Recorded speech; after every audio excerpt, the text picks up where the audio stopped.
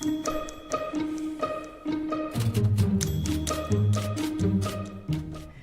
evening, and thank you for joining us here in the streaming studio for Ask 9. I'm Becky Phelps. And I'm Jim Mertens. We have really a packed program for you today because everybody wants to talk about the Northern Lights again. Yes. And you're bringing Joe in a little bit later just to talk about what we saw last night. That's going to be a lot of fun. It will, and I'm so excited to talk about it. I really am. I didn't think I was going to get to see them, and then we went all the way out into rural Lynn County. You did, and okay. got very lucky and had an adventure with the Astronomers Club.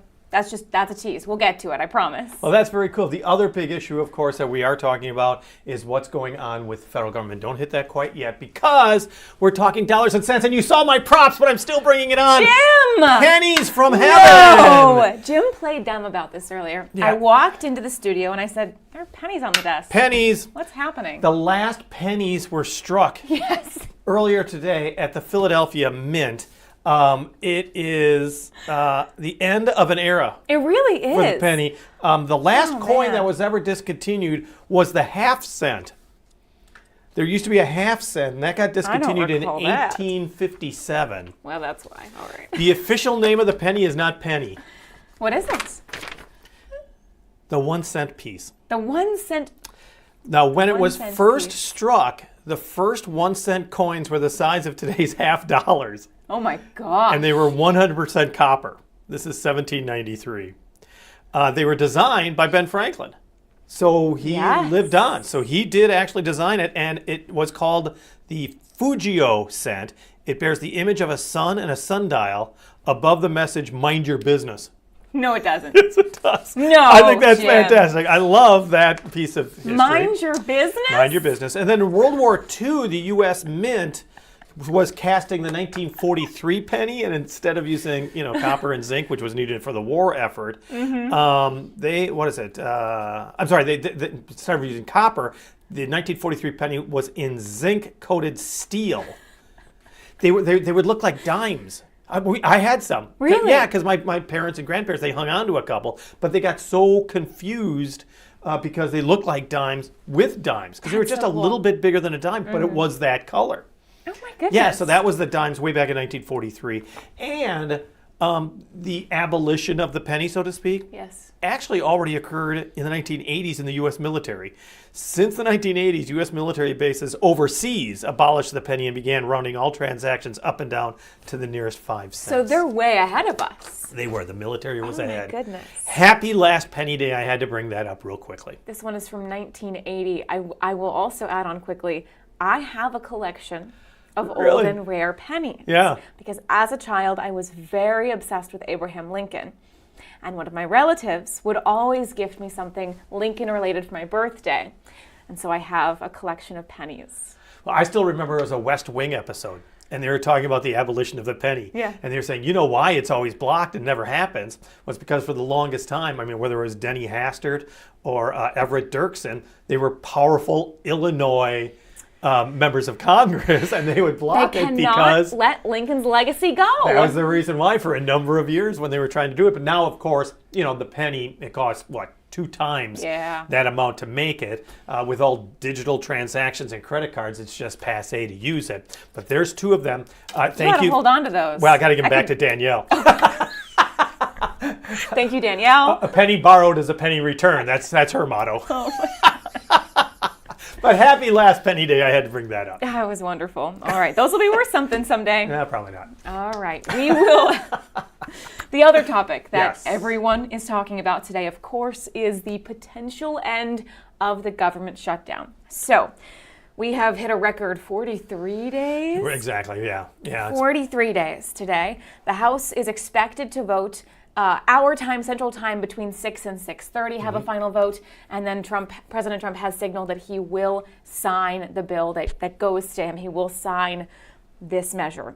So that will reopen the government through January 30th of 2026, which honestly doesn't sound like a whole lot of time. Well, it sounds like the fight's going to be resumed, of course, Yeah. So you're kicking the can down the road, as they say. Yes. The question that we've gotten a lot is, how quickly will federal services resume once this is signed? A lot of things have been impacted by this. SNAP benefits, workers have been fired, people are working without pay. So we're going to touch on some of those agencies that have really, really been impacted throughout all of this. Because just because they vote doesn't mean that you can ramp up immediately. And I think that's, the troubles aren't over. Yeah. It's not like a magic wand, it ends like that. Yeah, so this will fund for the remainder of the fiscal year a bunch of different agencies, Department of Ag, Veterans Affairs, and this will immediately fund SNAP. The funding for SNAP will start going out right away, and that will fund SNAP benefits through September of next year. So some long-term relief there for SNAP benefits.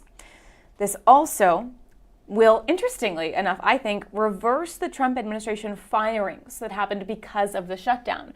So President Trump has said he will sign this despite the fact that it does directly reverse some of his moves to fire workers. Which was a major concession. Yeah. But also, I mean, the use of SNAP as almost a bargaining chip here was never ever done before in the history of government shutdown. So I mean, both parties have played this to their advantage, so to speak. Yeah, we have learned back pay. Back pay will hopefully start coming soon. All workers are entitled to back pay, all the federal workers, thanks to a measure passed by the Trump administration in his first term. That was in 2019, the Government Employee Fair Treatment Act. So all the essential workers, that includes Capitol Police, TSA, air traffic controllers who all worked without pay during the shutdown, they are entitled, they will be getting their back pay. Yeah, but as we have been talking about when it comes to air traffic controllers, but you can add up other federal workers as well, is that some of them may not return. They've had enough of the federal government, the shutdowns that happen seemingly every other year. So you're seeing a lot of federal workers that I know the administration is trying to pare down, but I know a lot of federal workers who are just saying, I can't do this anymore. I can't have this uncertainty. It affects my family. It affects me as well. Very interesting to see, especially come January, if we will see this song and dance again. The end of January, exactly. Yeah. But we will keep you posted here on TV9 as we figure out what the House is voting. As soon as that comes in, we will continue to keep people aware. And we've also already gotten some comments from our local congresspeople. Representative Ashley Hinson posted a video on her, she posted on X as well as on her Facebook page, basically saying that, this is about 90 minutes ago, now that Democrats are finally reopening the government, we have to work together to make health care more affordable and accessible for working families. So she says that health care is her main issue now with this occurring. Mariannette Miller-Meeks saying that she was on Newsmax earlier this afternoon, saying that she expects this fully to pass, to extend everything to January 30th, as you mentioned. Although I've appreciated the extra time I got to work with constituents in Iowa, I'm anxious to get back to D.C. and optimistic that the hardship Iowans and all Americans have faced may soon come to an end. So that's Mariannette Miller-Meeks. Those are the two Eastern Iowa representatives and their comments. Miller-Meeks squeezed in her first town hall of the year thanks to that shutdown. And it was contentious, as expected. Yeah. We've got video of that on KCRG.com. Topic number 3. Topic number 3, thanks to the penny. I am sure, hopefully, you got to see the Northern Lights last night. This is an incredible time lapse. This is from Sarah out of Norway. A really, really cool time lapse of the Northern Lights. Really, those colors are just gorgeous. We are bringing in First Alert meteorologist Joe Winters. Jim is going to run off to get ready for the 6 here, but Joe is going to join us as we look at some of these gorgeous pictures. Okay. Joe, did you get to see the Northern Lights last night? I did. Thankfully, I got a text from a friend, and I was just kind of hanging out. Had been gone all day, kind of tired, just hanging out. And all of a sudden, a text came through with pictures and said, "Oh my!" I'm like, "Wow!" Went outside, and all of a sudden it was in the dark. And all of a sudden, I heard my neighbor go, "Joe, is it you? Joe, are you out there?" And got to see them, and they were absolutely, absolutely fascinating. In fact, many people said better than they saw back in May of 2024, which was another great show across the United States and here in Iowa. But these, amazing. And many people even reported them up, not only there, and that you see the time lapse that came in, which is neat. If you can time lapse, you can actually see some of the movement in the light as well. But all the way across, like over the top and looking up, you could see them. Most of the time, it's the lower sky for us. So it was a fantastic show. It really was. And thank you to everyone who sent in these incredible photos, those time-lapse videos.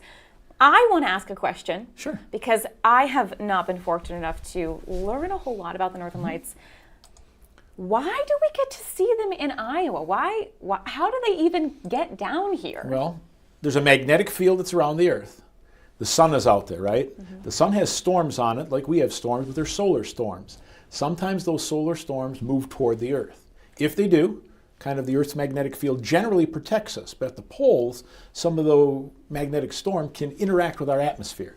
If they interact with our atmosphere, and depending what molecule they hit, maybe an oxygen or nitrogen or hydrogen molecule, so we get a little chemistry in too, that gives you the different colors, and how high they interact is where those molecules are. That's why you sometimes get the different colors. Now, why was it down this far? Because you hear about them in Alaska. You hear about them in Iceland. You hear about them in the Arctic all the time.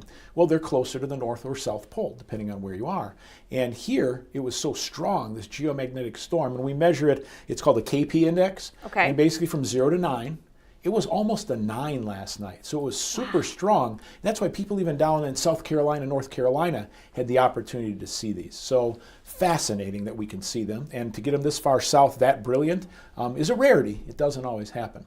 Now, when you looked at them, did you notice the difference between what you looked at with your naked eye and when you looked through a phone? Oh my gosh, yeah. Okay, so these incredible photos, these videos, let's pull up one of these photos. This is stunning. That's not really even close to what it looked like with the naked eye for me. It's fainter. It was fainter, but yeah, still beautiful, but fainter. So when you go out and you put your phone up, right, your eye can distinguish certain colors and certain range, but the camera, when you put it up, and your cell phone cameras will do this, it's absolutely amazing, give you a longer exposure to time. So maybe that one was about 2 to 3 seconds. So not incredibly long, but enough that that camera can take that image, look and really process it, and really bring out the color that's there. So when you have the Northern Lights, and even if you're trying to photograph other night sky, but particularly the Northern Lights, it's super easy, but just leave your phone up there for a period of time, and it'll get that exposure, and that's when you see just the brilliant colors that are out there that your eye just can't distinguish. They're there. It's not fake color coming from your phone, but you may see a little fainter red or fainter green, and then you put the phone up, and boy, you get that picture, and it's amazing. It is really, it's so cool. We were so lucky. We went out last night to the Cedar Amateur Astronomers setup. Out at the Palisade Dalles Observatory. Yes, out at Palisades. And we were very lucky because there was one of their members there who had opened the gates and was kind of walking everybody through what was going on and how to set up your phone. And his name was Carl. Thank you to Carl for this. He took us to see some of the telescopes and see their whole setup, but he helped explain like what was going on and how his telescopes could see the lights. It was really, really cool. Yeah, they're great people out there. If you've never been out to the observatory, when they have their public programs, you can find them online. They do some great public programs, some great public viewing as well. And I think last night, a lot of people just knew that was a very dark spot and just kind of showed up. And then he happened to be there, which was great too, to help you out and kind of guide you through that. But no, great people out there and a great place to see the planets. Sometimes they have their public viewing and they'll have the telescopes up. And you saw one of their large telescopes. Oh my gosh, it was crazy. I've seen photos of it because we've had, some of you guys have been out there for live shots. Right. The telescope is ridiculous. If you have a chance to get out there, definitely take it. It was really, really cool to see. No, it's very, very cool. And as far as the Northern Lights tonight, there is a chance, but we said we were close to a 9 last night. This evening, in the next several hours, and it's getting pretty dark out there now. So maybe now, between now and 8 o'clock, take a look and see. There's a chance, but we're closer to a 6 or maybe a 6.5. Okay. So the strongest of the storm appeared when we had sun outside, so you couldn't see it because of the sunshine. It's got to be dark out there. So while there's a chance, it doesn't look like as great of a chance. But it wouldn't stop you from going out and at least taking a look. And again, maybe you're not seeing something, put your phone up there. Just hold it for a little while with the camera. Just holding the phone up doesn't do it. Open your camera, right? And then hold it up. And there's a process. Yes, exactly. You may want to open the camera app, and you may see some too. So we haven't seen yet if they're out there, but it's just getting dark right now. So next couple of hours or so. Do a little science experiment. Science is amazing. And if you get any more of those photos, please send them in to us. We love to see across eastern Iowa all of the just really gorgeous pictures that you have been sending in. And so many of you sent pictures. Thank you so much for that. We greatly appreciate it. Well, Joe, thank you for joining us. Thanks. Boy, my second appearance on Ask 9. Third. Third? Third. Did Joe. I miss one? Yeah, you had one with Jim. Oh, I forgot. See? And two with me. I remember the two with you. I forgot the one with Jim. I don't know what that says about the one with Jim. I'm sorry. That's right. We talk woolly bear caterpillars. I forgot. Woolly bear caterpillars. Yes, Jim, sorry. Third, Joe is our favorite guest here on Ask 9. I don't pick favorites. Of course, as always, if you have any questions you'd like us to talk about here on Ask 9, please send them on in. Send us an email or message us on Facebook. You can catch Jim and Joe coming up on TV 90s at 6. Have a great evening.